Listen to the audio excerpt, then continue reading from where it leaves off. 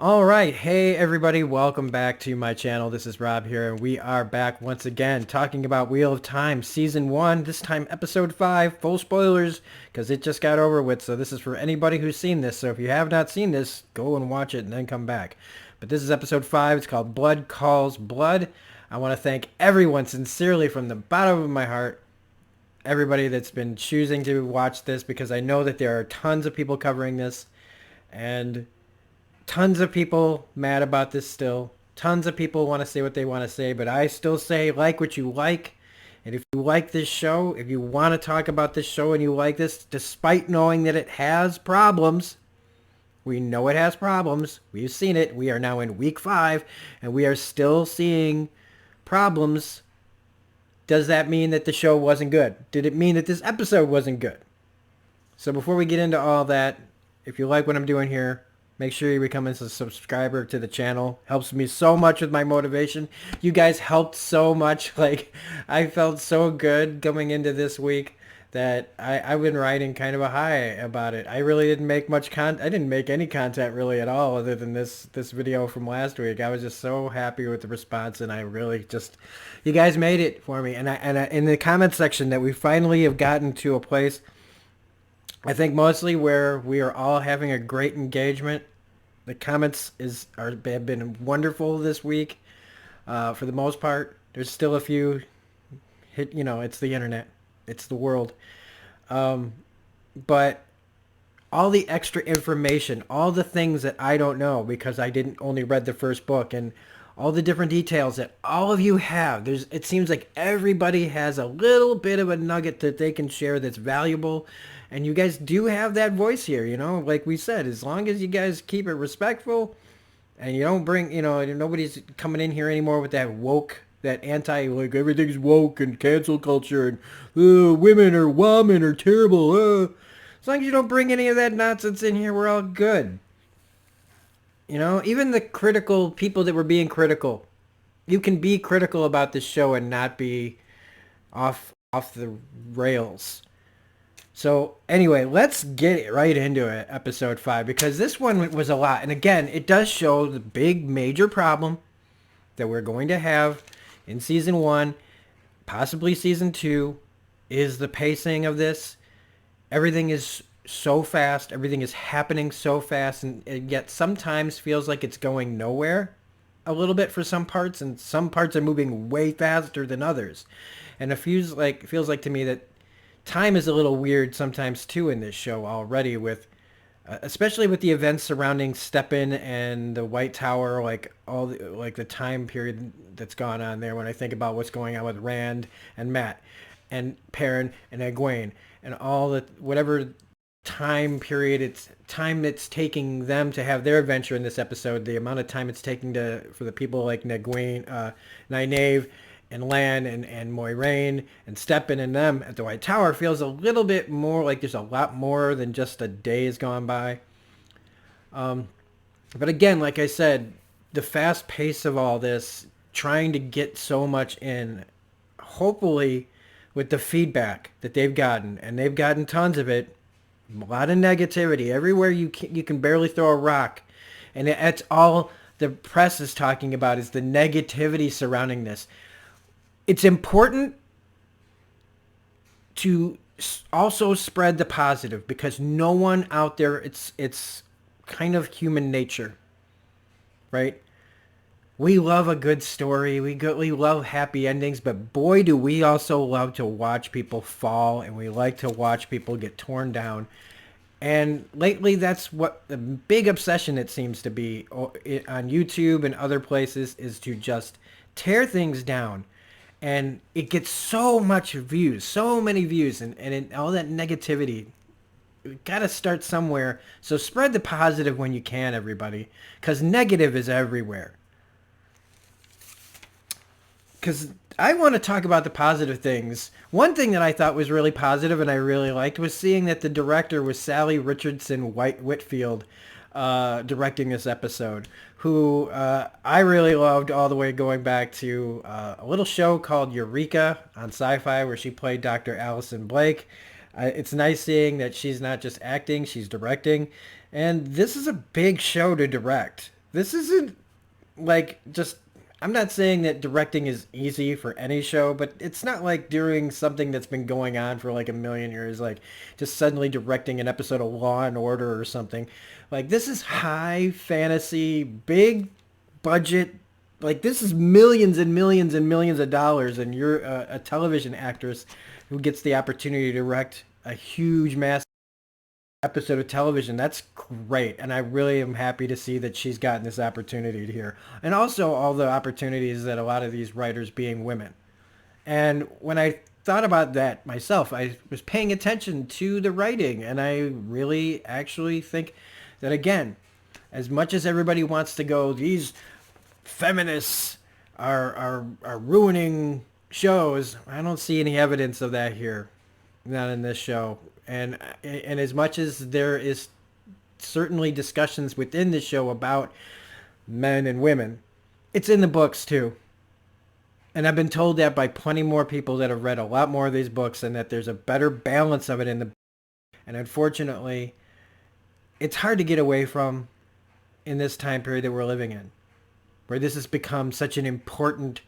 That the men's feelings have become so hurt by everything that has been coming out lately that it just the real stories get drowned out. The good gets drowned out over the negative. And I don't see anything negative to say about really these scripts other than, again, a lot of things are happening maybe a little too fast.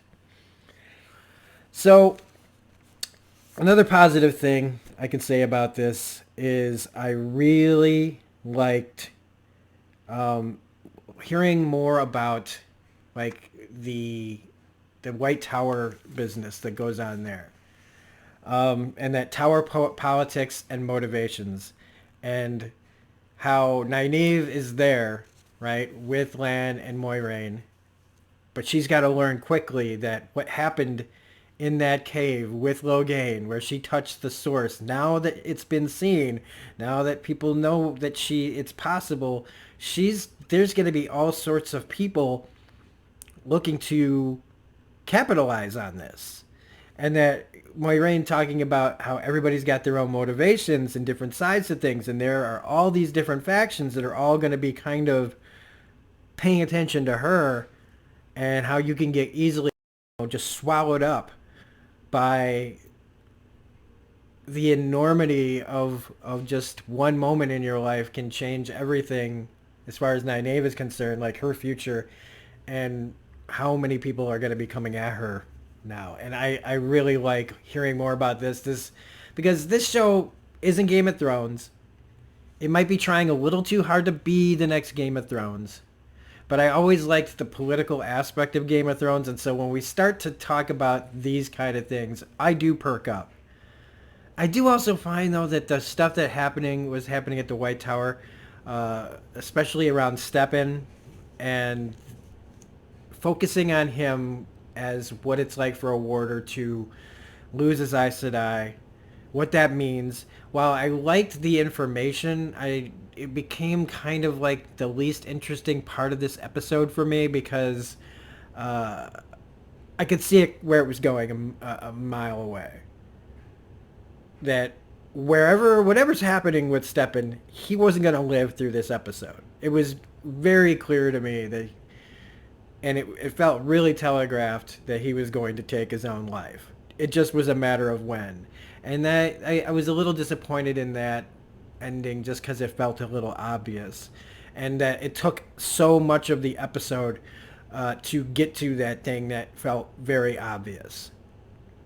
But, like I said, in the meantime, there was all sorts of information also given to us, a lot more world building, a lot more things that helped me understand the world of the White Tower, because I never got to that point in the books yet.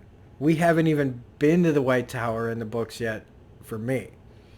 And so getting a leg up on this is definitely going to help me later when I'm reading future books to understand a lot more of this stuff.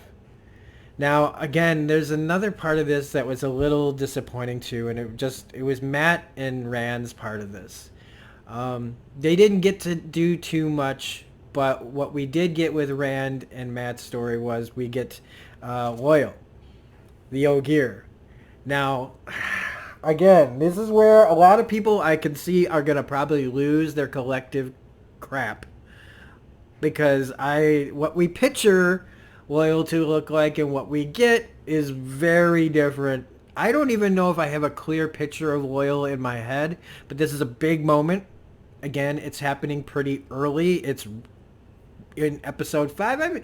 I would have said more like episode 6 or 7, but the main thing I think that most people are going to take away from this is his size. I expected a much bigger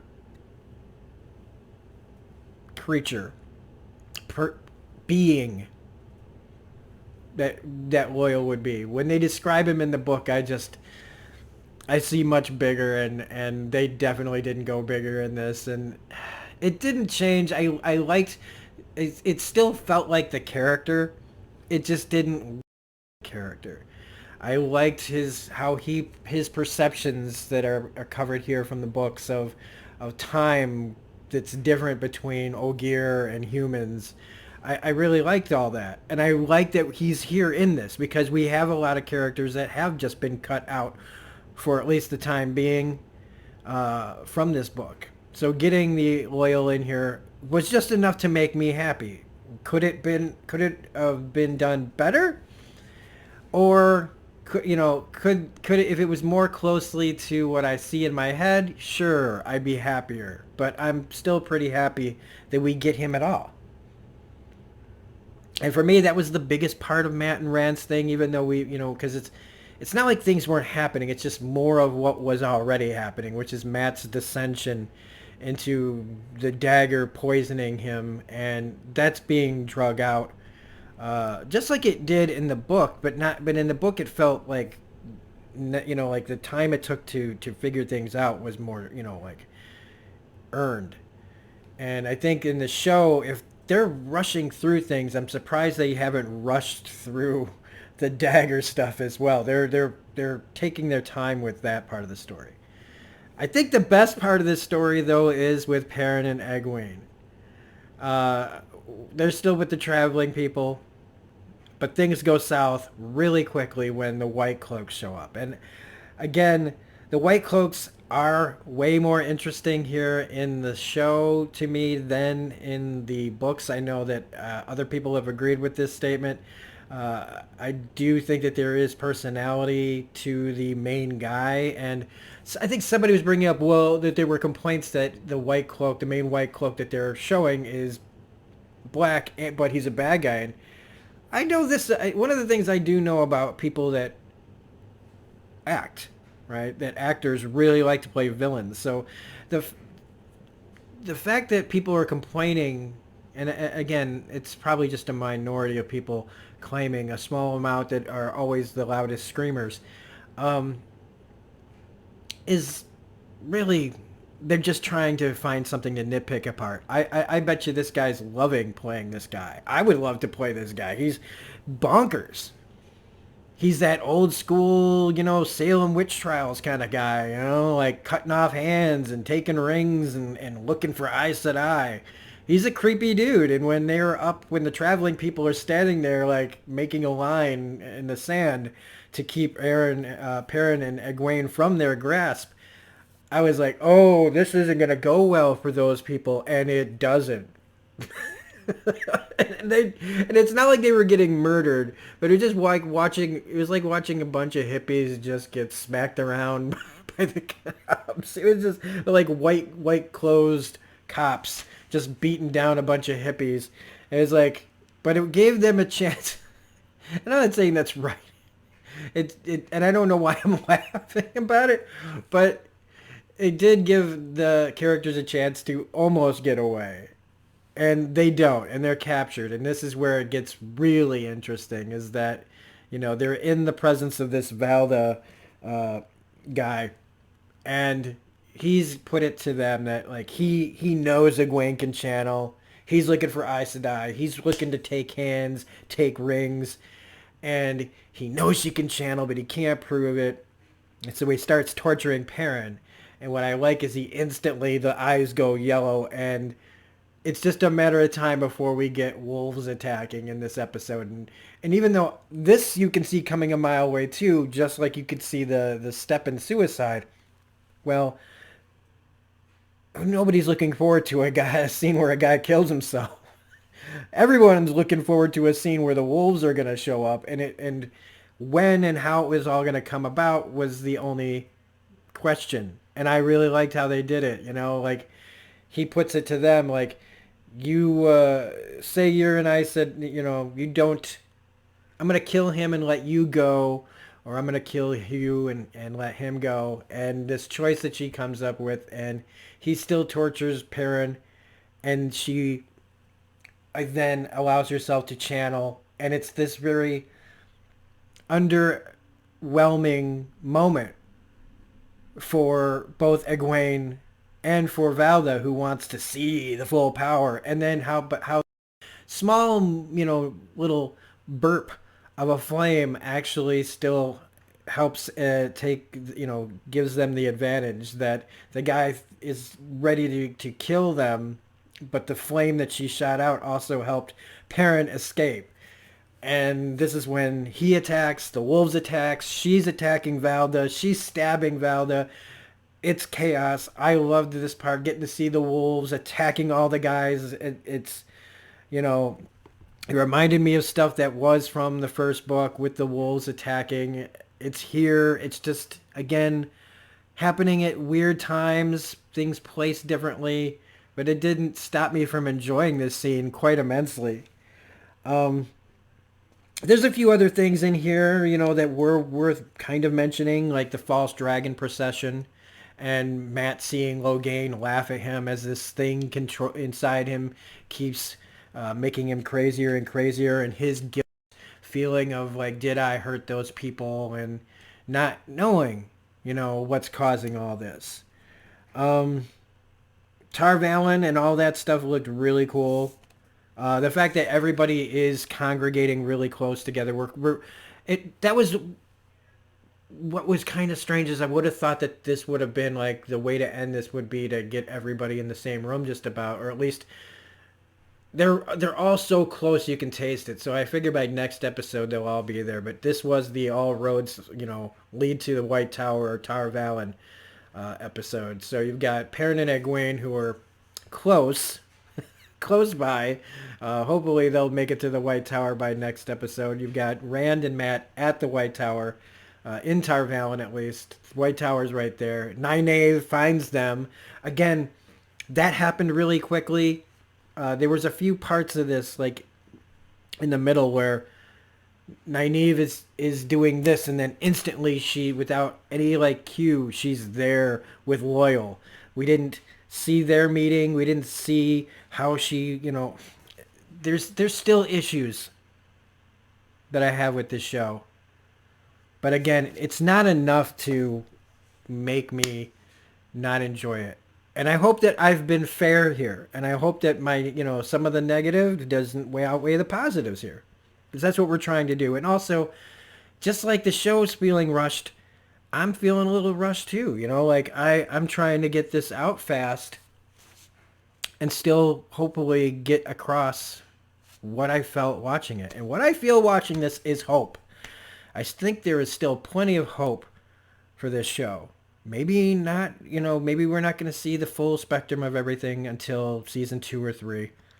And if you really hate this show this much, if you're hate watching, there's better uses of your time. There really are. And I've also had to come to terms with a lot of this kind of stuff, where you feel like somebody has crapped on your dreams as far as like adapting something. I've had many comic books, fail to meet my expectations. Some Harry Potter stuff that didn't meet my expectations. There's all sorts of things in fiction that when they're adapted, don't meet our expectations. But if you let expectations control your happiness, then man, you're going to have a really hard time ever being happy when you're watching stuff, especially that has been taken from something you care about. But I also understand the flip side of that. It's hard. It's hard to not be negative. It's hard to stay positive in the face of these kind of things. especially if this is somewhere you've planted your flag. But it's not the end of the world. And I still think that this show is going to, by the end, wherever we're going in the next couple of years, I think I'm going to look back on the early days of this show where it's trying to find its identity, trying to figure out what works, what doesn't work. And I'm hoping that we'll be talking about this differently. There'll be different conversations by season 3 or 4. And then maybe we can turn some people around on it. And maybe, we won't, but got to stay positive. So if you like this review, please hit the like button, comment, share, subscribe, and the bell for all notifications. Otherwise, we'll be back next week with episode 6. I want to thank you again for watching. Be good to each other and have a good time. What the hell am I talking about? I've been at work for 8.5 hours, everybody. And now I got to do another show. Peace out. Bye.